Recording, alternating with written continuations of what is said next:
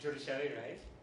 You're mentioning, and actually we were thinking about having some impact evaluation before, and one of the things that we thought might be a very interesting thing to do is to evaluate some of your training programs with the judges, for example.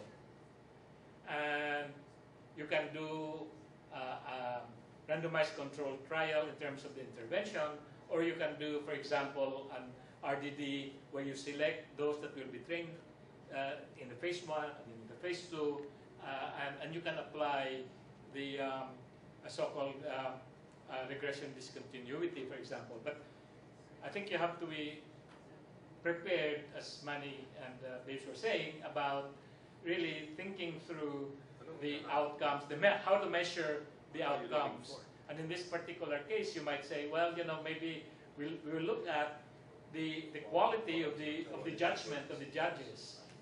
And so you have to measure now that quality. Is quality about maybe consistency of the decision, with the consistency with the law, and so on. But it is a challenge. But it is a good challenge, because I think we should be able to measure the quality of judgment being delivered, because we don't have that measure now.